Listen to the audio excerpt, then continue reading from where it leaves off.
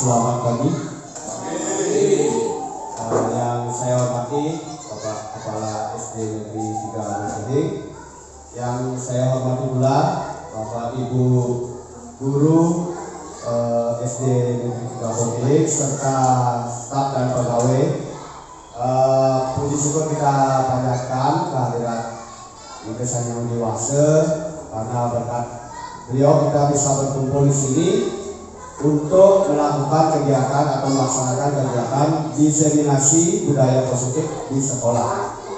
Nah, ini bentuk aksi nyata saya selaku calon guru penggerak yang sedang mengikuti pendidikan di angkatan ke-10, yaitu melakukan diseminasi budaya positif di sekolah. Ini termasuk tugas aksi nyata saya di dalam modul 1.4 dengan tema budaya positif. Nah, selanjutnya mohon kesediaan dari Bapak Kepala Sekolah untuk memberikan sambutan atau arahan agar kegiatan kita hari ini lebih terarah. Untuk itu waktu dipersilakan.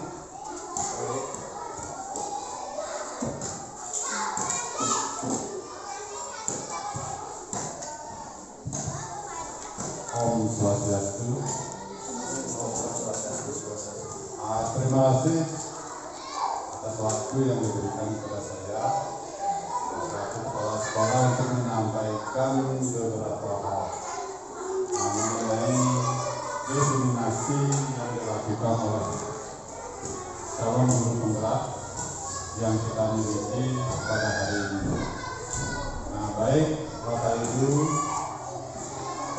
sekalian, saya tidak hentinya untuk mengajak Bapak Ibu sekalian, mari kita dukung beliau sehingga CGC kita itu nantinya bisa menyelesaikan tugasnya dengan baik. Nah, kemudian budaya positif yang dikembangkan oleh CGP itu adalah betul-betul harus kita dukung bersama. Nah, karena apa? Memang kita lihat pada saat ini budaya-budaya positif itu sepertinya sudah agak menurun. Nah, oleh karena itu mari kita bangkitkan kembali budaya-budaya positif itu. Nah, jadi budaya positif itu merupakan bagian daripada yang sudah sering kita dengar, misalnya istilahnya bullying. Nah, itu kalau memang bullying masih tinggi berarti budaya positif kita masih rendah. Nah, oleh karena itu untuk menanggulangi hal-hal yang negatif itu perlu kita kembangkan budaya-budaya positif sehingga apa tujuan daripada sekolah itu ke depan bisa lebih terarah dan mencapai tujuan yang kita inginkan. Nah, kembali saya sampaikan bahwa kita guru zaman sekarang tidak lagi menghukum seperti dulu. Nah, kita harus, walaupun belum menjadi calon guru penggerak, nah, kita harus tetap bergerak. Kemudian yang berhubungan dengan budaya positif juga masalah disiplin. Nah, disiplin itu juga disiplin masuk. Nah, itu juga termasuk budaya positif. Mari kita mengutamakan kepentingan yang sudah memberikan kita hidup.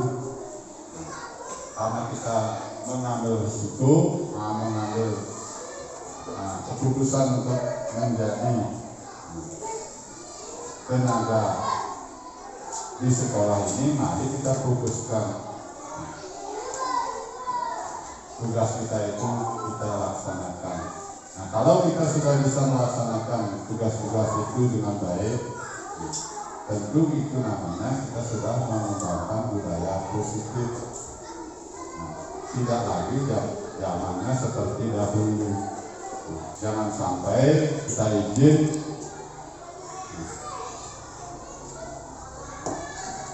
izinnya itu hanya untuk kepentingan pribadi. Jadi masyarakat itu juga akan menilai mana kepentingan umum, mana kepentingan pribadi.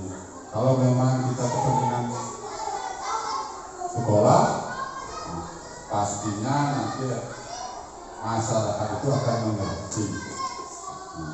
Masyarakat mengerti bahwa kita tidak bisa melaksanakan tugas sosial karena ada kepentingannya. Mari kita mengatur waktu dengan baik. Nah, jadi mengatur waktu itu juga bagian dari sikap positif kita. Nah, mungkin itu saja yang perlu atau yang dapat yang sampaikan pada hari ini. Mudah-mudahan kegiatan ini berjalan dengan lancar dan baik dan juga dapat berimbas positif bagi teman-teman semuanya. Sekali lagi mari kita saling support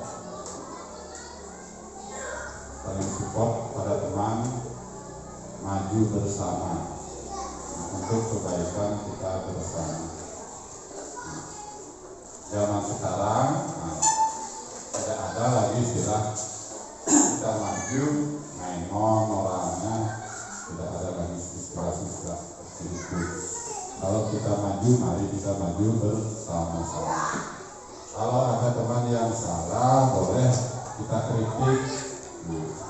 Cuma kritik kita juga harus bisa lihat-lihat yang bagaimana kritik kita supaya bisa membangun. Jangan sampai disalahartikan kita mengkritik untuk membangun, tetapi mereka menerima kritik kita itu sebagai menjebol, itu bisa. Nah, mari kita kembangkan budaya tersebut. Nah, itu saja. Nah, mudah-mudahan Bapak dan Ibu belum apa adanya yang kita sampaikan, sehingga Bapak-Bapak dan Ibu-Ibu yang masih punya peluang waktu untuk mengabdi lebih banyak, nah, bisa terus bangkit maju ke depan. Ya. Terima kasih. Bapak dengan para musafir. Om Santi Santi Santi Om.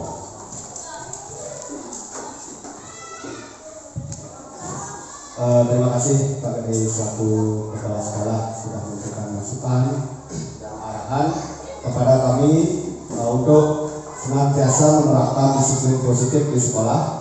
Memang benar apa kata Bapak Kade, karena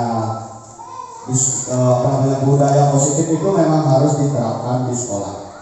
Nah, karena dengan budaya positif akan muncul lingkungan yang positif untuk murid. Nah, itu akan memunculkan rasa nyaman, aman untuk siswa dalam mengikuti pendidikan. Terima kasih Pak Kade. Selanjutnya yaitu acara inti, yaitu pemaparan materi terkait budaya positif yang kita lakukan di sekolah. Sebelumnya saya mohon maaf kepada teman-teman semua atau Bapak Ibu karena sudah menyita waktunya sedang sibuk-sibuknya menggarap rapor dan menganalisis hasil ulangan umum peserta didik. Yang selaku calon guru penggerak kami minta waktu untuk melakukan diseminasi budaya positif di sekolah.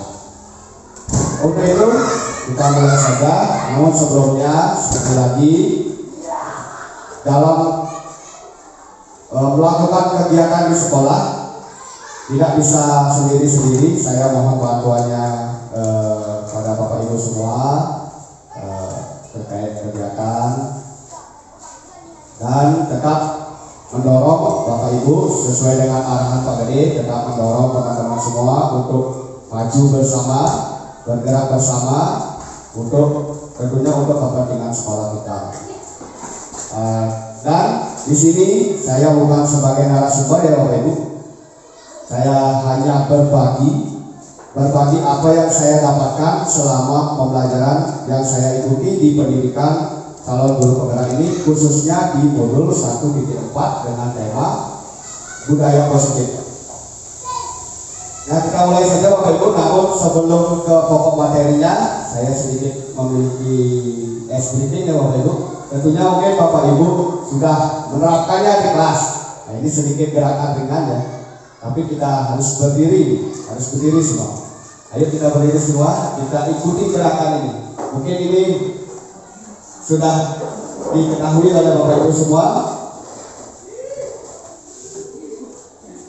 Kita bergerak dulu ya.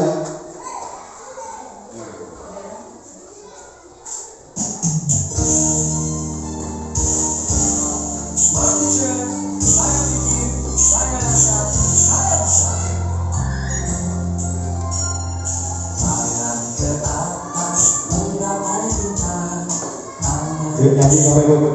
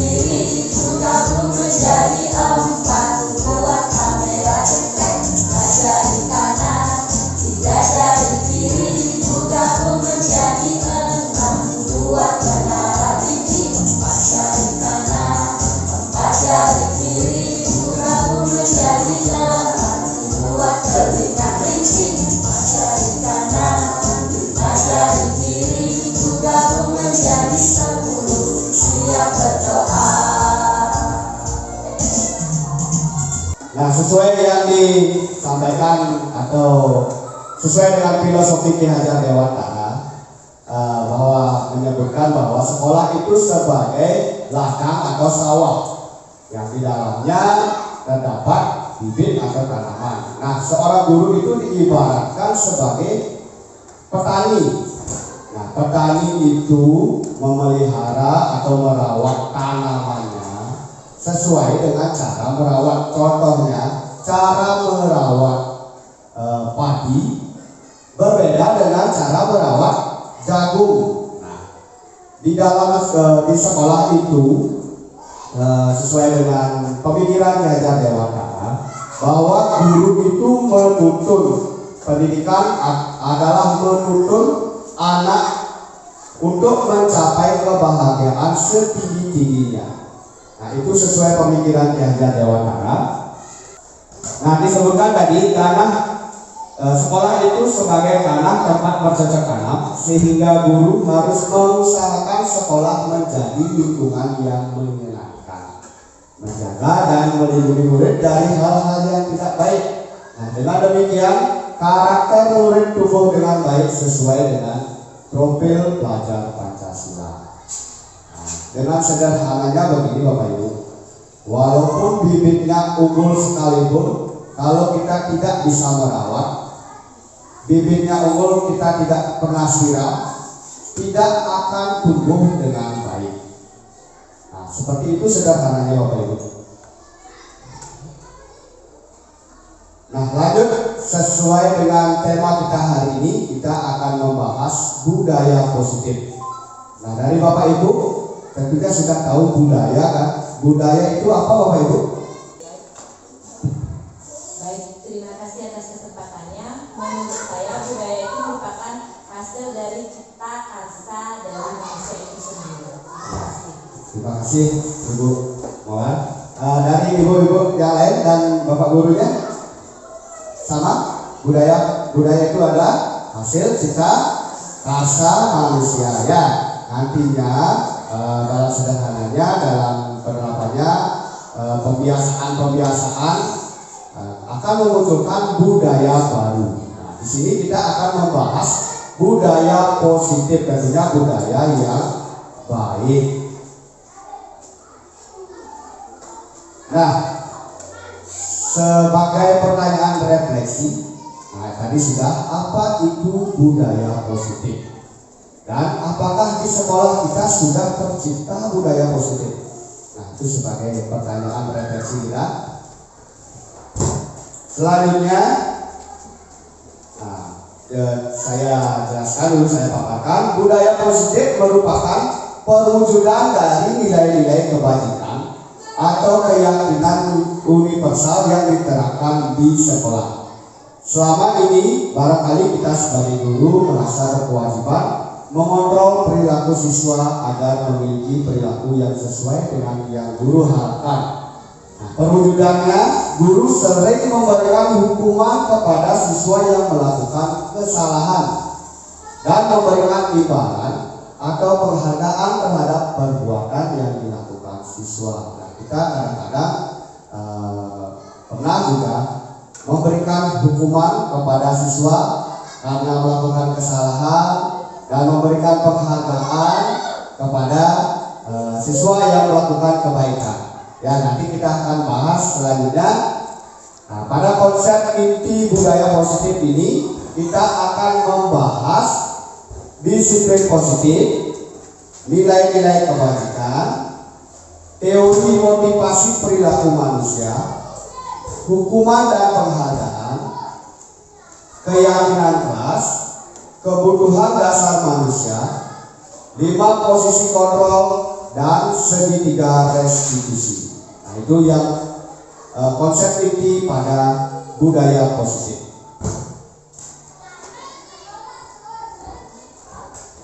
Nah, yang pertama disiplin positif. Nah, ketika mendengar kata disiplin, apa yang terbayang di benak Bapak Ibu? Mendengar kata disiplin, apa yang bisa dipikirkan yang terlintas di benak Bapak Ibu? Mohon izin Pak Ibu. Yang terlintas di benak Bapak Ibu kata disiplin. Menurut saya, budaya disiplin itu identik dengan sopan santun. Sopan santun bisa? Yang lain, Bapak Ibu? Silakan. Baik, terima kasih. Menurut saya disiplin itu adalah taat terhadap aturan.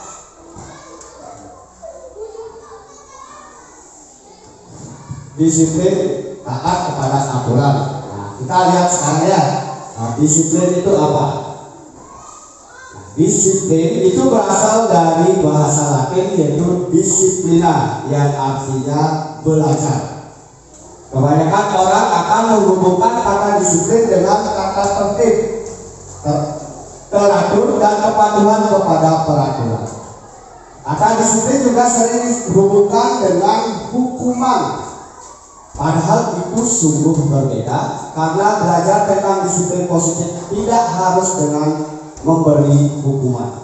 Justru itu adalah salah satu alternatif terakhir, dan kalau perlu tidak digunakan sama sekali.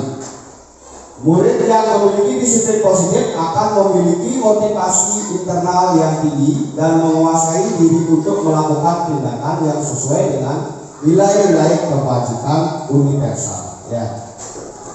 Selanjutnya, nilai-nilai kebajikan universal.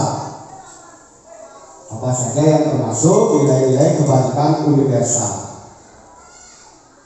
Nah, nilai-nilai kebajikan universal adalah sifat-sifat positif manusia yang merupakan tujuan mulia yang ingin dicapai setiap individu.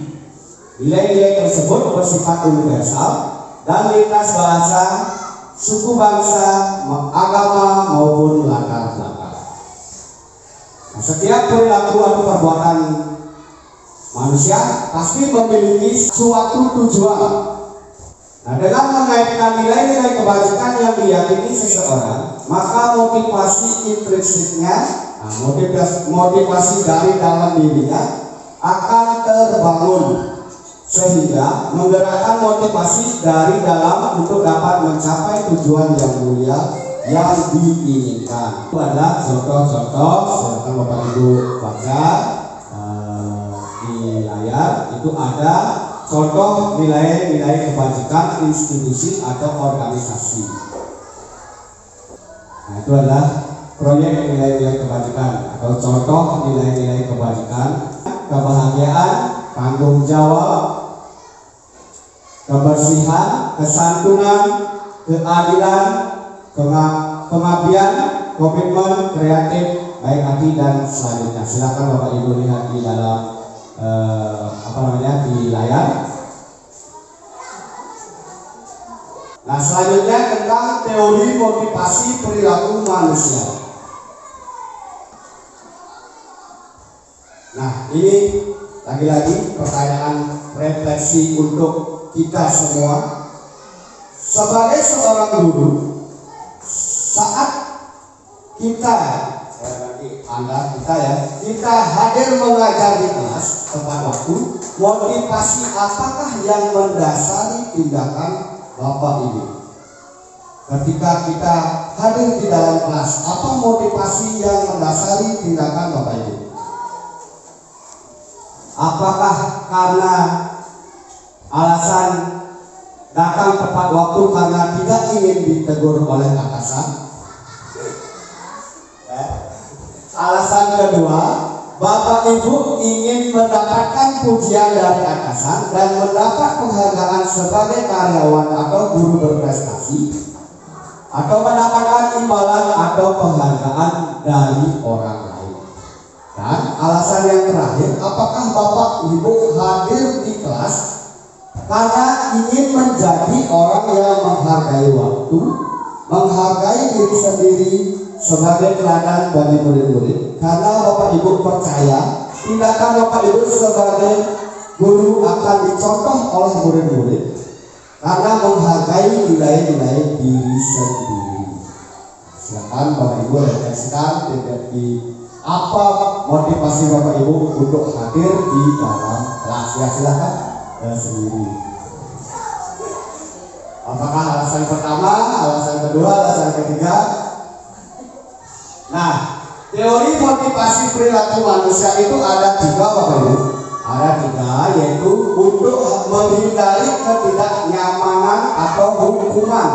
Atau kalimatnya, apa yang akan terjadi apabila saya tidak melakukannya? Itu merupakan motivasi eksternal atau motivasi dari luar diri. Ya. Terus teori motivasi yang kedua, yaitu untuk mendapatkan imbalan dari orang lain atau institusi. Nah, apa yang akan saya dapatkan apabila saya melakukannya? Itu juga termasuk motivasi eksternal. Yang ketiga, untuk menghargai diri sendiri. Itu bentuk pertanyaannya, saya akan menjadi orang yang seperti apa bila saya melakukannya. Nah, ini merupakan tujuan dari disiplin positif, yaitu motivasi internal, motivasi dari dalam diri, motivasi yang mulai dari dalam diri, dari diri kita sendiri. Itu adalah tujuan dari disiplin positif. Nah, selanjutnya ada hukuman, konsekuensi, dan restitusi. Itu perbedaan antara hukuman, konsekuensi, dan restitusi, Bapak Ibu. Lalu hukuman itu merupakan salah satu identitas gagal, yaitu sesuatu yang menyakitkan harus terjadi. Kalau konsekuensi, sesuatu harus terjadi. Nah, kalau restitusi merupakan pilihan. Nah, selanjutnya silakan Bapak Ibu baca dan cermati yang ada di dalam layar.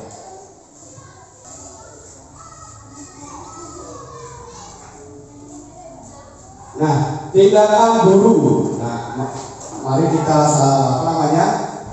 membedakan mana hukuman dan mana konsekuensi. Nah, kalau tindakan guru, lari mengelilingi lapangan basket 2 kali karena terlambat hadir ke sekolah, itu juga termasuk hukuman. Murid diminta untuk push up 15 kali karena tidak menggunakan masker ke sekolah, itu juga termasuk hukuman. Dan yang keempat, menggantikan kertas tugas teman yang dicoret-coret, itu termasuk konsekuensi. Nah, Bapak Ibu, penghargaan bukan suatu kadang kita berpikir bahwa penghargaan itu menjadi satu-satunya kita untuk mengapresiasi siswa. Kita menganggap bahwa penghargaan itu terus bersifat positif. Nah, kadang-kadang penghargaan itu juga bisa bersifat negatif. Maka dari itu dirumuskan materi dihukum oleh penghargaan. Nah, kita lihat sekarang, penghargaan tidak efektif. Suatu penghargaan adalah suatu benda atau peristiwa yang diinginkan, yang dibuat dengan persyaratan hanya jika Anda melakukan hal ini, maka Anda akan mendapatkan penghargaan yang diinginkan. Kalau siswanya melakukan sesuatu, baru kita apresiasi. Nah, itu penghargaan yang kurang efektif. Nah, jika saya mengharapkan suatu penghargaan dan tidak mendapatkannya, maka saya akan kecewa dan berkecil hati, serta kemungkinan lain kali saya tidak akan berusaha sekeras sebelumnya. Yang terakhir, jika kita memberikan seseorang suatu penghargaan untuk melakukan sesuatu, maka kita harus terus-menerus memberikan penghargaan itu jika kita ingin orang tersebut meneruskan perilaku yang kita inginkan. Nah, kalau kita terbiasa memberikan penghargaan kepada murid, kemungkinan murid akan melakukan sesuatu karena penghargaan yang kita berikan, tidak termotivasi dari dalam dirinya sendiri karena hanya ingin mendapatkan penghargaan. Itu mengapa penghargaan disebut tidak efektif. Terus, penghargaan merusak hubungan. Ketika seseorang diberi penghargaan atau dipuji di depan orang banyak, maka yang lain akan merasa iri, dan sebagian dari mereka akan tidak menyukai orang yang diberikan penghargaan tersebut. Nah, kalau seseorang murid kita diberi penghargaan, temannya tidak, kemungkinan teman yang tidak diberi penghargaan itu kemungkinan akan membenci temannya yang mendapat penghargaan tersebut. Itu dikatakan penghargaan yang merusak hubungan. Nah, yang kedua, jika seorang guru sering memberikan penghargaan kepada murid-muridnya, besar kemungkinan murid-muridnya termotivasi hanya untuk menyenangkan gurunya. Mereka tidak akan bersikap jujur kepada guru tersebut. Yang ketiga, penghargaan menciptakan persaingan di dalam kelas, dan persaingan menciptakan kecemasan. Dan yang terakhir, mereka yang percaya bahwa mereka tidak memiliki kesempatan untuk mendapatkan penghargaan akan berhenti untuk mencoba. Nah, yang terakhir, murid yang merasa dirinya memang tidak mampu, terus akan tidak mau mencoba, tidak akan berusaha karena mereka menilai pasti tidak akan mendapat penghargaan. Nah, yang selanjutnya penghargaan yang menghukum. Bapak Ibu silakan lihat di layarnya, ada juga dikatakan penghargaan yang menghukum. Penghargaan menghukum mereka yang tidak mendapatkan penghargaan, misalnya dalam sistem ranking. Mereka yang mendapat ranking kedua akan merasa paling dihukum. Mereka memberikan penghargaan dan hukuman adalah hal yang sama. karena keduanya mencoba mengendalikan perilaku seseorang. Terus selanjutnya, karena orang pada dasarnya tidak suka dikendalikan dalam jangka waktu yang lama, penghargaan akan terlihat sebagai hukuman. Dan yang terakhir, jika suatu penghargaan diharapkan, namun Anda tidak mendapatkannya, Anda akan merasa dihukum. Itu Bapak Ibu terkait hukuman dihukum oleh penghargaan. Nah, selanjutnya tentang keyakinan kelas. Ini sering kita jumpai atau sering Bapak Ibu temukan. Kenapa harus keyakinan kelas? Kenapa tidak peraturan kelas saja? Nah, selanjutnya akan dibahas di materi keyakinan kelas. Apa yang harus dilakukan dalam menyusun keyakinan kelas? Bagaimana bahasa dalam menyusun keyakinan kelas? Nanti akan dibahas dalam materi keyakinan kelas. Nah, ini Bapak Ibu, awalnya peraturan kelas. Nah, nanti kita akan berubah menjadi keyakinan kelas, karena keyakinan kelas ini di masing-masing kelas diharapkan ada, atau Bapak Ibu mulai menyusun dengan anak-anak didiknya atau dengan siswa masing-masing kelasnya menyusun keyakinan kelas dengan melibatkan siswa, nanti akan menimbulkan atau akan memunculkan lingkungan yang positif. Nah, dari lingkungan yang positif ini akan berkembang menjadi budaya positif yang terjadi atau yang akan dilaksanakan atau dilakukan di sekolah kita. Itu akan memunculkan budaya positif.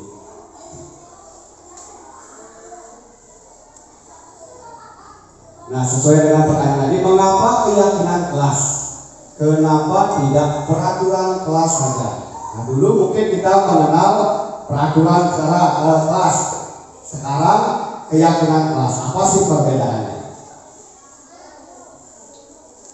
Nah, perhatikan kalimat di samping atau pertanyaan tersebut. Mengapa kita memiliki peraturan tentang penggunaan helm saat mengendara atau mengendarai motor? Kenapa? Mengapa kita memiliki peraturan tentang menggunakan atau penggunaan helm saat mengendara? Kenapa harus ada aturannya? Kenapa Bapak Ibu?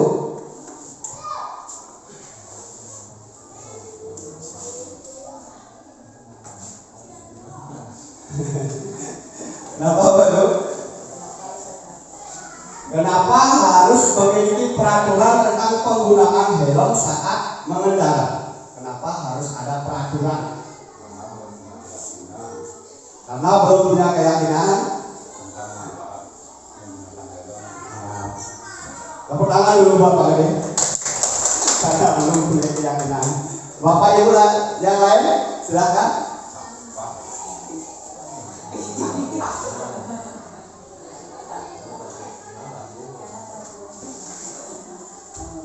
Terus yang kedua, mengapa ada peraturan dilarang merokok di sekolah? Kenapa? Karena merokok itu merusak lingkungan. Bisa merusak lingkungan karena berkaitan dengan kesehatan. Hal itu akan saya kaitkan atau kita kaitkan ke dalam kenapa sih harus keyakinan kelas.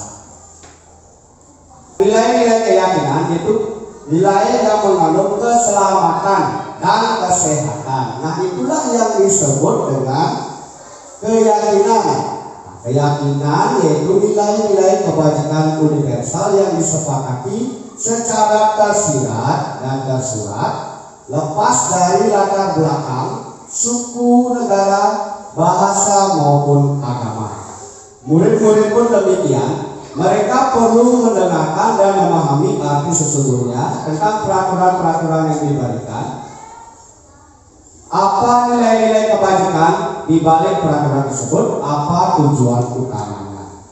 Dengan sederhananya begini Bapak Ibu, Kalau murid sudah yakin dengan keselamatannya dan kesehatannya, maka dengan sendirinya akan muncul motivasi dari dalam dirinya untuk menaati peraturan atau keyakinan kelas tersebut, karena sudah muncul dari dalam dirinya bahwa yakin akan keselamatannya dan yakin akan kesehatannya, pasti muncul motivasi dari dalam diri. Ya. Selanjutnya, setiap tindakan atau perilaku yang kita lakukan di dalam kelas dapat menentukan terciptanya sebuah lingkungan positif. Perilaku warga kelas tersebut menjadi sebuah kebiasaan yang akhirnya membentuk sebuah budaya positif. Dalam mewujudkan perilaku warga sekolah yang memiliki budaya positif, hal pertama yang perlu diciptakan dan disepakati adalah membuat keyakinan-keyakinan atau prinsip-prinsip dasar bersama di antara warga kelas untuk mendapat nilai-nilai kebajikan yang disepakati bersama. Itu tentang keyakinan kelas, Bapak Ibu. Nah, mari kita mulai hari ini kita bergerak untuk membuat keyakinan kelas masing-masing di kelas kita, kelas Bapak Ibu, dan tentunya dengan melibatkan murid. Nanti selanjutnya akan saya bagikan bagaimana membuat keyakinan kelas. Suatu keyakinan akan lebih memotivasi seseorang dari dalam atau memotivasi secara intrinsik. Seseorang akan lebih tergerak dan bersemangat untuk menjalankan keyakinannya daripada hanya sekedar mengikuti serangkaian peraturan yang mengatur mereka harus berlaku begini atau begitu, yang membuat ketidaknyamanan dan keterpaksaan. Keyakinan kelas merupakan metode untuk menimbulkan kembali disiplin positif yang didasari oleh motivasi dari dalam diri melalui proses curah pendapat dan pada akhirnya disepakati bersama. Di sini curah pendapatnya maksudnya curah pendapat dengan siswa. Kelas apa sih yang siswanya inginkan, nilai-nilai kebajikan apa yang diinginkan siswanya, kita rangkum semua, kita koreksi bersama-sama dengan siswa. Nah, itu nantinya akan menimbulkan akan memunculkan kesepakatan bersama. Nah, ini adalah perbedaan keyakinan dan peraturan, Bapak Ibu. Keyakinan kelas dibuat berdasarkan kesepakatan antara guru dan siswa bersifat universal. Kalau peraturan kelas biasanya dibuat oleh guru yang bersifat satu arah. Kita yang membuat peraturan, murid yang menjalankan, gitu. Kalau keyakinan kelas, kita saling bertukar pikiran yang istilahnya dengan siswa, sehingga menimbulkan nilai kebajikan universal, yang nantinya disepakati bersama oleh guru dan siswa. Ini loh keyakinan kelas kita, gitu. Kalau peraturan, kadang-kadang ya seperti tadi bersifat satu arah. Guru yang membuat peraturan, siswa yang menjalankan. Seperti itu. Siswa mungkin merasa terpaksa atau dipaksa, ya. Itu perbedaan keyakinan dan peraturan. Nah, kemudian silakan Bapak Ibu cermati, ada sedikit kuis dari saya pribadi tentang keyakinan kelas. Kembalikan barang ke tempatnya. Tadi kan sudah membahas tentang nilai kebajikan. Nah, sekarang kalau ada perkataan kembalikan barang ke tempatnya, itu nilai kebajikan apa yang dituju? Pak Nyoman, disiplin. Boleh, bisa kita simpan dulu, nanti akan kita buka jawabannya bersama-sama. Kembalikan barang ke tempatnya, itu nilai kebajikan apa yang dituju?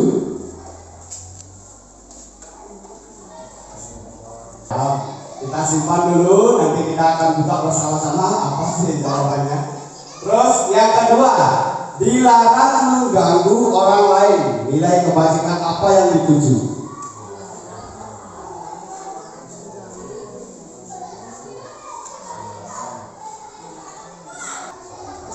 Sopan santun. Kita simpan dulu lagi. Nanti sekalian buka jawabannya. Terus hadir di sekolah 15 menit sebelum pembelajaran dimulai. Disiplin. Oke, kita simpan. Keempat, dilarang melakukan kekerasan.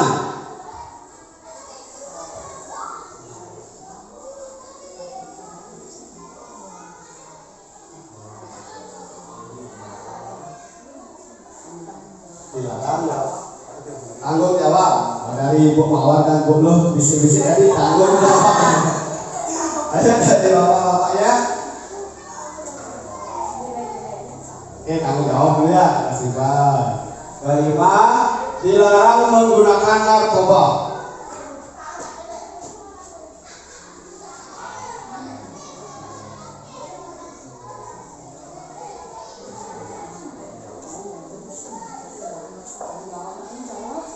Tanggung jawab. Terus yang kelima, bergantian atau menunggu giliran. Disiplin bisa, ayo. Sopan santun. Bapak ibunya ada, bapaknya ada? Buka ya.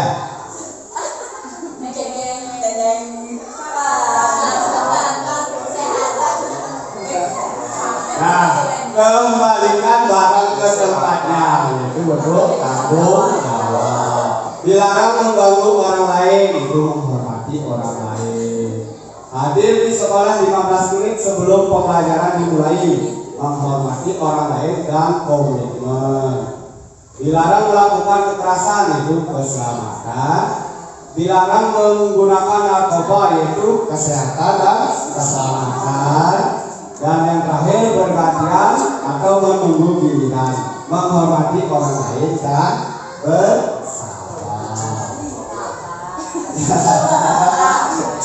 Bersabar ya.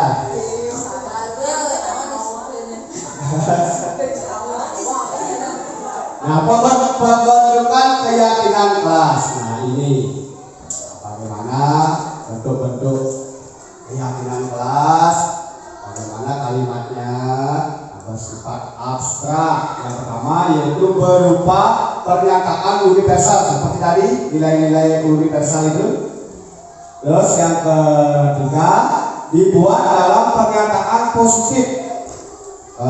Begini maksudnya Bapak Ibu, kalau kita membuat kesepakatan menggunakan kalimat yang positif, contohnya jangan berlarian di lantai, itu seumpama kesepakatannya, tapi kita ubah ke kalimat yang positif, sebaiknya berjalan di lantai, itu seumpama kalimat positif yang Bapak Ibu gunakan.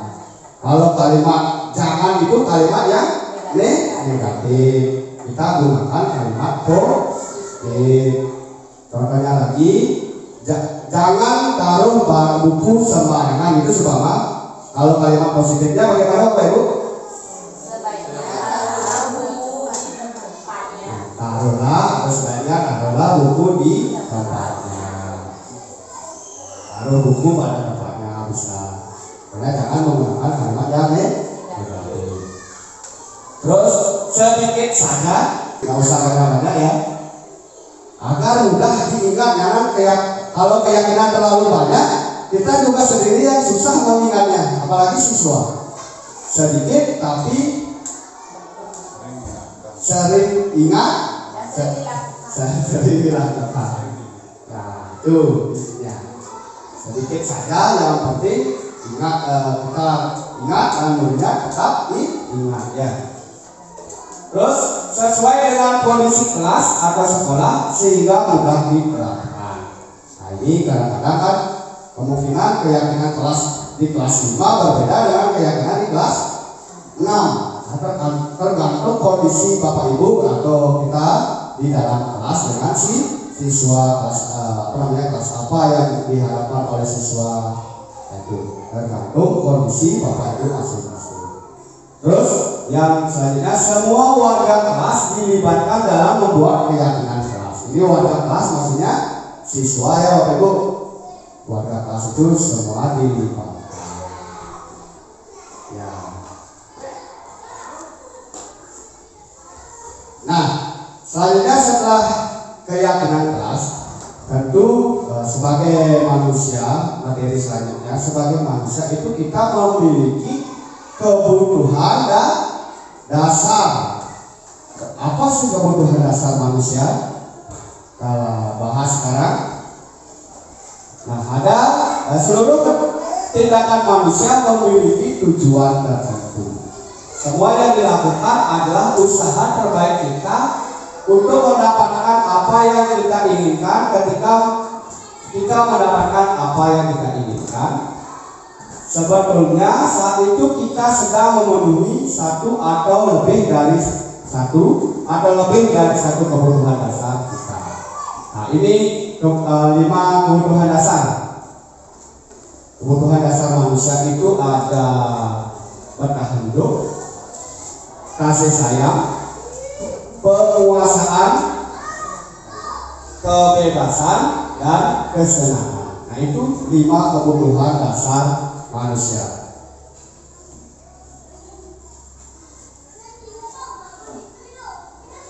Ada 5, yaitu bertahan hidup, kasih sayang, penguasaan, kebebasan, dan kesenangan. 5 kebutuhan dasar, kita bahas satu-satu. Dimulai dari kebutuhan untuk bertahan hidup atau survival. Kebutuhan yang bersifat fisiologis untuk bertahan hidup, misalnya kesehatan, rumah, dan makanan. Nah, itu kebutuhan untuk bertahan hidup atau survival. Terus yang kedua, kebutuhan cinta dan kasih sayang.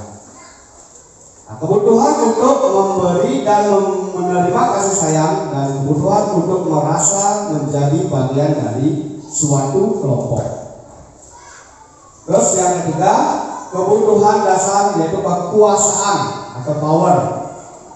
Kebutuhan ini meliputi keinginan untuk dianggap berharga, bisa membuat perbedaan, bisa membuat pencapaian, kompeten, diakui, dihormati. Nah, ini meliputi self-esteem dan keinginan untuk meninggalkan pengaruh. Yang keempat, yaitu kebutuhan dasar kebebasan. Itu yang dimaksud dengan kebutuhan dasar kebebasan, yaitu kebutuhan akan kemandirian, otonomi, memiliki pilihan, dan mampu mengendalikan arah hidup seseorang. Anak-anak dengan kebutuhan kebebasan yang tinggi menginginkan pilihan. Mereka perlu banyak bergerak, suka mencoba-coba, tidak terlalu terpengaruh oleh orang lain, dan seseorang senang mencoba hal baru dan menarik. Yang kelima, kebutuhan dasar kesenangan. Nah, kebutuhan ini untuk mencari kesenangan, bermain, dan tertawa. Anak-anak dengan kebutuhan dasar kesenangan yang tinggi biasanya ingin menikmati apa yang dilakukan. Nah, mari kita analisis kasus kita pahami lagi bahwa kebutuhan dasar manusia itu ada berapa Bapak Ibu? Ada 5 apa saja? Bertahan hidup, kasih sayang, penguasaan, kebebasan, dan yang terakhir kesenangan. Mari kita analisis kasus berikut. Tahun ini Dimas berusia 17 tahun. Ia senang sekali ketika ayahnya mulai mengajarkan cara menyetir mobil. Setiap akhir pekan, ia berlatih menyetir. Ia terlihat senang sekali berlatih sampai akhirnya ia bisa menyetir mobil dengan baik dan lancar. Jawaban Bapak, tadi kan Dimas itu ya, aku merasa keren Aku merasa bangga dan keren. Itu termasuk kebutuhan apa?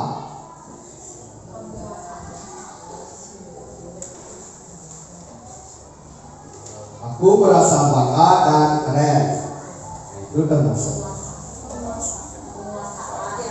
penguasaan. Nah, penguasaan. Nah, kita simpan dulu ya tadi. Kita buka sebentar. Dia bisa jalan-jalan naik mobil sama temanku atau temanku. Apa? Kesenangan. Ada yang lain? Yang terakhir kita lanjutkan ya. Menyetir mobil itu seru. Kebebasan.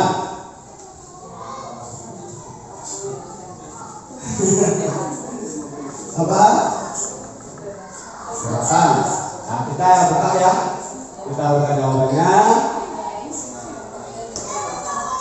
Ini aku merasa bangga dan keren. Itu termasuk kebutuhan penguasaan. Dia bisa jalan-jalan naik mobil sama temanku. Itu rasa kasih sayang dan rasa diterima. Terus yang terakhir, menyetir mobil itu seru. Ya, sudah pasti itu kesenangan.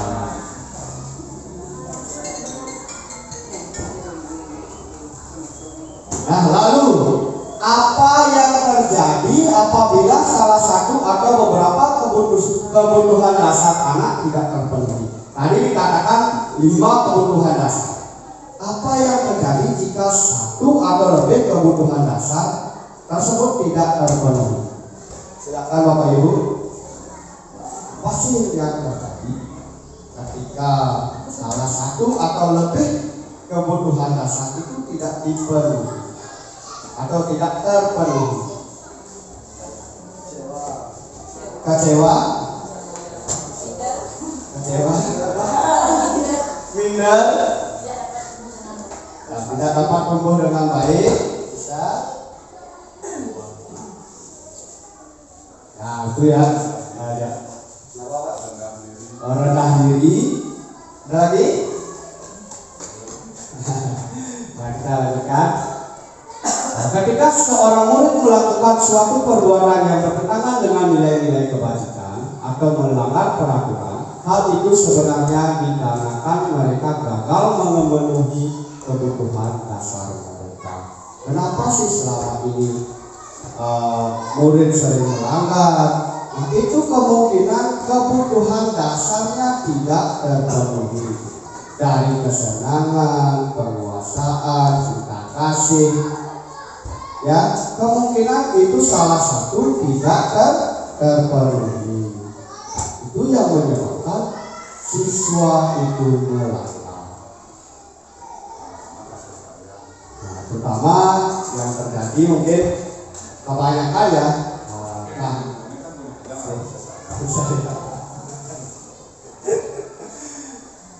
Jadi lanjutkan ya Bapak Ibu. Nah, ini materi selanjutnya yaitu tentang 5 posisi kontrol seorang guru. Ada 5 posisi kontrol seorang guru. Apa saja sih 5 posisi kontrol dari guru? Nah, itu Bapak Ibu. Posisi kontrol atau 5 posisi kontrol seorang guru. Seorang guru bisa sebagai penghukum. Seorang guru bisa melakukan posisi atau berada di posisi pembuat rasa bersalah, bisa berposisi sebagai teman, bisa berposisi sebagai pemantau, dan bisa berposisi sebagai manajer. Nah, itu 5 posisi kontrol seorang guru. Nah, kita bahas satu-satu dari posisi penghukum. Nah, seorang penghukum bisa menggunakan hukuman fisik maupun verbal. Orang-orang yang menjalankan posisi penghukum senantiasa mengatakan bahwa sekolah memerlukan sistem atau alat yang dapat lebih menekan murid-murid lebih dalam lagi.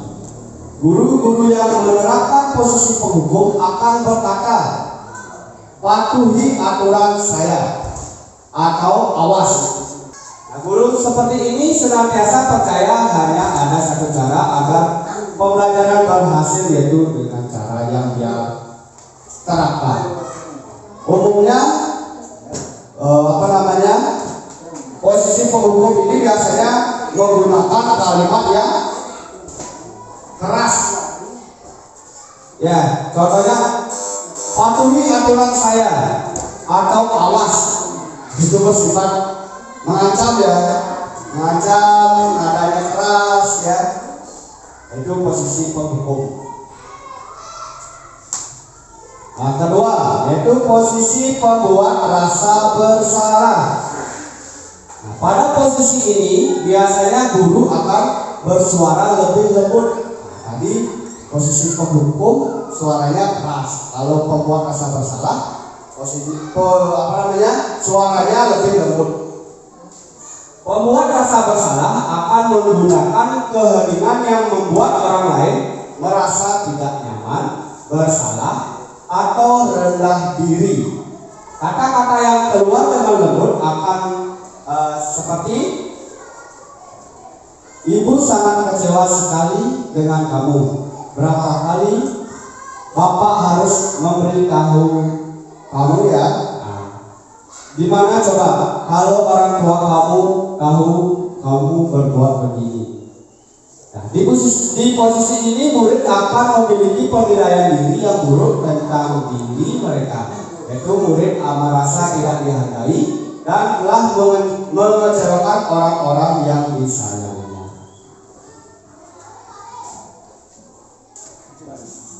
Posisi guru sebagai teman.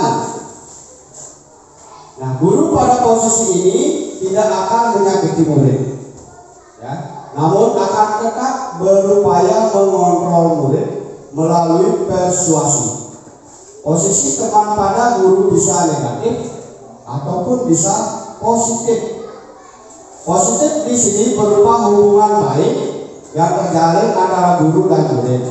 Ya, kalau kita sudah menganggap murid itu sebagai teman, itu merupakan hal positif. Tapi di balik hal itu ada juga hal yang negatif. Lanjut sedikit, guru di posisi teman menggunakan hubungan baik dan humor untuk mempengaruhi seseorang. Mereka akan berkata, ayo bantulah demi bapak ya. Ayo ingat tidak bantuan bapak selama ini. Ya sudah, hari ini tidak apa-apa. Nanti ibu bantu bereskan. Nah, hal negatif dari posisi teman adalah bila suatu saat guru tersebut tidak membantu murid, maka murid akan kecewa dan berkata, saya pikir bapak atau ibu teman saya. Murid merasa dikecewakan dan tidak mau lagi berusaha. Hal lain yang mungkin timbul adalah murid hanya akan bertindak untuk guru tertentu dan tidak untuk guru lainnya. Itu hal negatifnya. Nah, terus lanjut ke posisi pemantau. Memantau berarti mengawasi. Pada saat kita mengawasi, kita bertanggung jawab atas perilaku orang-orang yang kita awasi. Posisi pemantau berdasarkan pada peraturan-peraturan dan konsekuensi. Dengan menggunakan sanksi atau konsekuensi, kita dapat memisahkan hubungan pribadi kita dengan murid sebagai seseorang yang menjalankan posisi pemantau. Pertanyaan yang diajukan seorang pemantau seperti peraturannya apa yang telah kamu lakukan, sanksi atau konsekuensinya apa. Seorang pemantau sangat mengandalkan penghitungan catatan data yang dapat digunakan sebagai bukti atas perilaku seseorang. Nah, ini terakhir, posisi yang terakhir, itu posisi manajer. Manajer adalah posisi di mana guru berbuat sesuatu bersama dengan murid, mempersilahkan murid mempertanggungjawabkan perilakunya, mendukung murid agar dapat menemukan solusi atas permasalahannya sendiri. Seorang manajer telah memiliki keterampilan di posisi teman maupun pemantau, dan dengan demikian bisa jadi di waktu-waktu tertentu kembali kepada posisi atau kepada kedua posisi tersebut bila diperlukan. Namun bila kita menginginkan murid kita menjadi manusia yang merdeka, mandiri dan bertanggung jawab, maka kita perlu mengacu kepada restitusi. Nah, selanjutnya kita akan setelah ini kita membahas segitiga restitusi. Nah, ini silakan baca Bapak Ibu, posisi manajer silakan dicermati. Di posisi manajer, posisi yang terakhir, posisi yang dikatakan ideal atau yang terbagus ya. Nah ini 5 posisi kontrol, silakan dilihat Bapak Ibu di dalam slide atau layar. Nah, identitas gagal itu bisa terjadi pada posisi penghukum, membuat orang merasa bersalah. Nah, identitas berhasil atau sukses walaupun kontrolnya dari luar itu bisa bersifat sebagai teman, posisi sebagai teman, pemantau. Nah, kalau identitas berhasil dan kontrol dari dalam diri, itu menghargai diri sendiri, yaitu berada pada posisi manajer. Ya, ini yang manajer ya. Nah, kembali ada kuis Bapak Ibu terkait 5 posisi kontrol. Yang pertama, ada perkataan saya kecewa sekali dengan kamu. Nah, itu siapa sih yang mengatakan posisi kontrol apa kalau mengatakan seperti itu? Pembuat rasa bersalah. Pemangku pembuat rasa bersalah, pemawat penghukum. Ada lagi yang lain?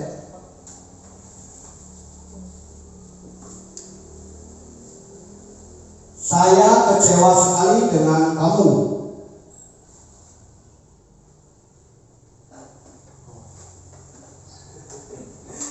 Aku bilang membuat rasa bersalah, pemawat penghukum.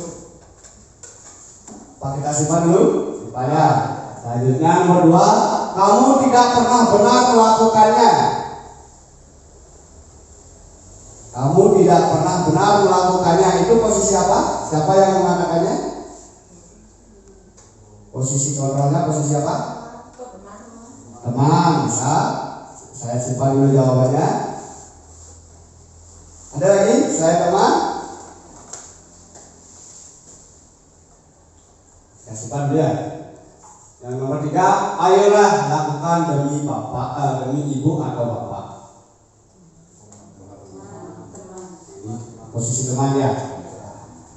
Yang keempat, apakah kamu mau mendapat stiker bintang hari ini? Pemantau, simpan dulu ya. Bagaimana kalau bisa menyelesaikan masalah ini? Mawar bilang manajer, bagaimana kamu bisa menyelesaikan masalah ini? Mawar bilang manajer. Ada yang lain? Ade dulu. Pemantau. Pak Nyaman. Manajer. Nah, kita simpan dulu ya. Nah, yang terakhir, kamu selalu yang paling terakhir. Pemantau. Pembuat rasa bersalah. Ada lagi?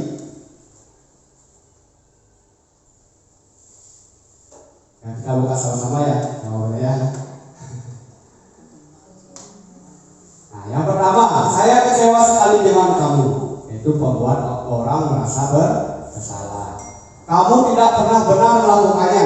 Itu dengan nada yang tinggi ya, dengan nada yang keras. Itu seorang penghukum. Ayolah lakukan demi bapak, ibu atau bapak. Teman, apakah kamu mau mendapatkan stiker bintang hari ini? Nah, jelas itu Terus yang keempat, bagaimana kamu bisa menyelesaikan masalah ini? Itu seorang manajer. Dan yang terakhir, kamu selalu yang paling terakhir itu menghukum. Nah, sekarang kita merefleksikan diri kita masing-masing. Bapak Ibu sekarang berada di posisi kontrol apa? Silahkan Bapak Ibu renungkan. Ya, kita renungkan ya, bukan Bapak Ibu saja, saya juga merenung di posisi yang mana.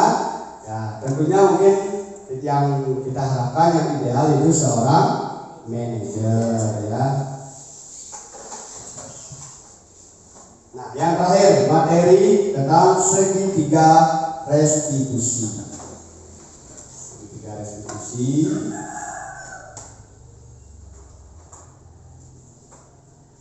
Nah, adapun segitiga restitusi ini ada tahapannya.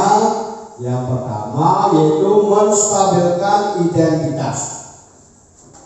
Yang kedua, validasi tindakan yang salah. Dan yang ketiga, menanyakan keyakinan. Nah, itu tahapan dari segitiga restitusi. Yang pertama, menstabilkan identitas. Yang kedua, validasi tindakan yang salah. Dan yang ketiga, menanyakan keyakinan.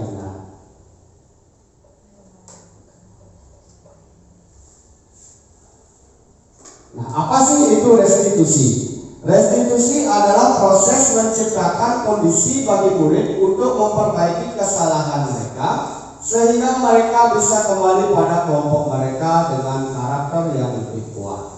Nah, segitiga restitusi adalah sebuah tahapan untuk memudahkan para guru dan orang tua dalam melakukan proses untuk menyiapkan anaknya untuk melakukan restitusi. Nah, tahapan restitusi sudah tadi ya, menstabilkan identitas.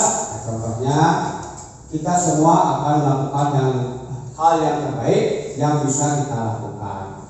Yang kedua, validasi tindakan yang salah.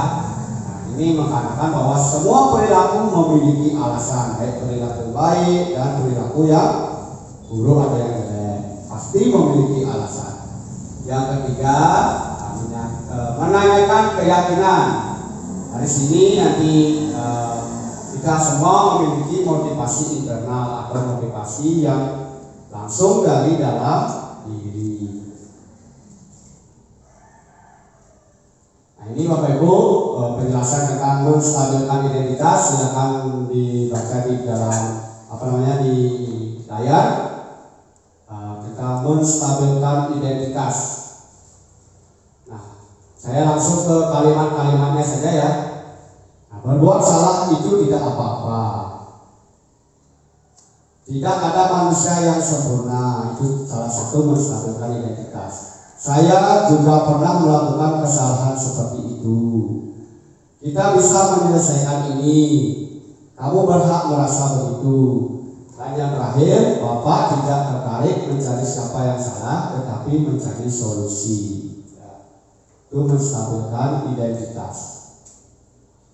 Terus memvalidasi tindakan yang salah. Kembali lagi silakan Bapak Ibu cermati apa sih yang dimaksud dengan memvalidasi tindakan yang salah.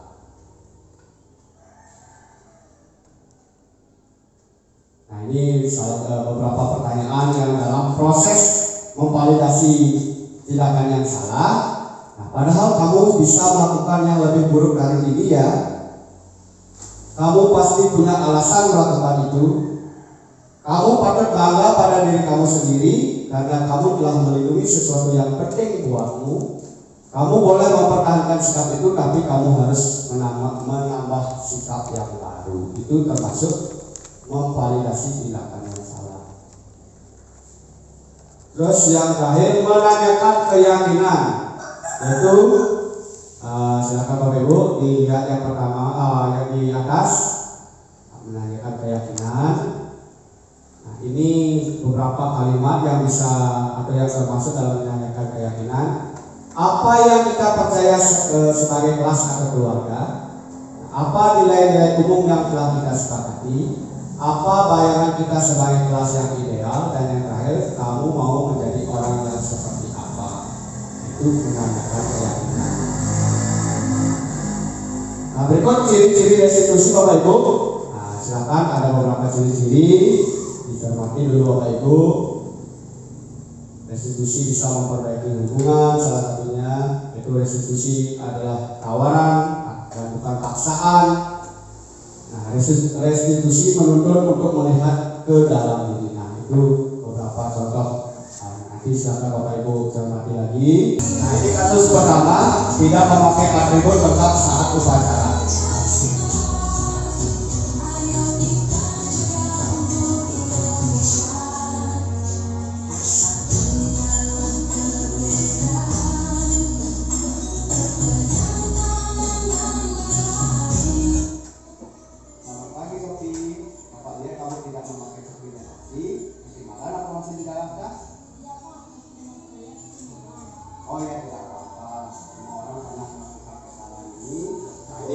Nah, yang menstabilkan identitas, tidak apa-apa. Semua orang pernah melakukan kesalahan ini. Salah satunya itu adalah salah satu tahapan restitusi, yaitu menstabilkan identitas. Anak-anak kan identitasnya itu merasa stabil.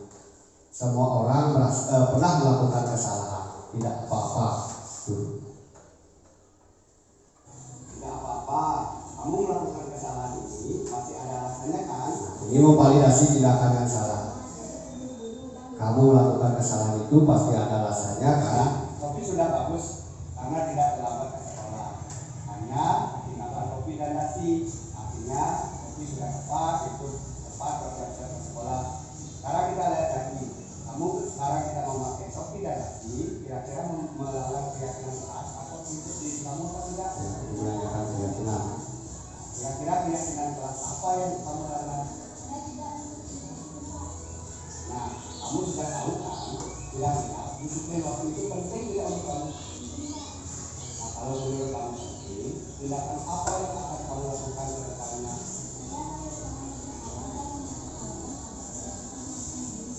Bagus. Nah, jika kamu sudah memperbaikinya, kira-kira kamu akan menjadi orang seperti apa? Baiklah kalau seperti itu. Sekarang kami kembali ke barisan dan bersiap mengikuti upacara ya. Nah, ini kasus yang kedua atau skenario yang kedua, tidak mengerjakan tugas atau PR.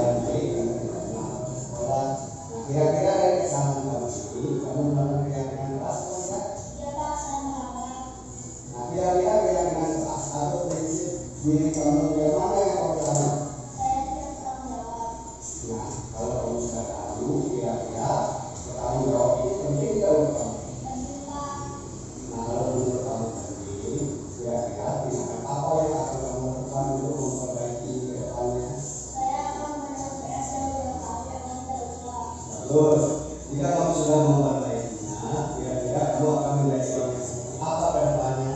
Saya akan menjadi orang yang bertanggung jawab terhadap diriku dan komunitas.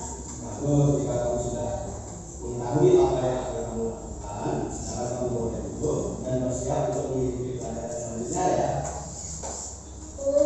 Nah, itu Bapak Ibu, dua contoh penerapan segitiga restitusi yang saya buat dengan bersama anak-anak. Suruh membuat skenario. Nah, penerapannya kurang lebihnya seperti itu tentang segitiga restitusi. Nah, demikian pemaparan saya terkait budaya positif di sekolah. Sekali lagi ya Bapak Ibu, mohon maaf dalam kegiatan ini saya bukan sebagai narasumber yang mengetahui segalanya, ahli dari segala ahli. Di sini saya hanya berbagi apa yang saya dapatkan selama pendidikan di guru penggerak yang angkatan 10 ini. Sesuai dengan apa yang saya katakan di awal bahwa sebuah kegiatan di sekolah bisa berjalan dengan baik dengan adanya kolaborasi kita semua, kolaborasi dari bersama Bapak Ibu semua dengan atas arahan Bapak Kepala Sekolah. Tentunya kegiatan akan berjalan dengan baik dan sesuai dengan harapan. Nah, itu penyampaian materi tentang budaya positif di sekolah. Selanjutnya mohon Bapak Ibu memberikan umpan balik terkait kegiatan yang sudah berlangsung hari ini. Silakan Bapak Ibu memberikan umpan balik apa yang Bapak Ibu dapatkan, apa yang harus kita lakukan ke depannya. Untuk itu, yang persilakan kepada Bapak Ibu ada untuk memberikan umpan balik. Dari video yang sudah dipaparkan tadi itu, menurut kita sudah bagus, sudah merupakan teladan bagi kita dan teman-teman. Mudah-mudahan kita semua bisa berbuat seperti itu dan harus berbuat seperti itu kalau memang kita mau menjadikan sekolah kita ini sesuai yang kita inginkan. Terima kasih. Kalau dia ada gimana? Oke, cuma saya menekankan sedikit kembali dari pemaparan yang tadi dan kemarin itu, kalau kita merefleksikan diri berarti kita masih terlalu banyak yang belum kita ketahui. Nah, oleh karena itu kembali yang sampaikan, marilah kita belajar menyadari diri kita itu tanggung jawabnya berat. Nah, itu saja. Terima kasih. Terima kasih Pak Gede masukannya atas kegiatan hari ini. Ada lagi dari Bapak Ibunya? Ada? Nah, kalau tidak ada, kita berada di ujung acara atau kegiatan. Mudah-mudahan apa yang kita pelajari, kita lakukan hari ini bisa bermanfaat bagi kita semua dan tentunya bagi sekolah, dan yang paling penting bisa bermanfaat untuk si siswa dan bisa bermanfaat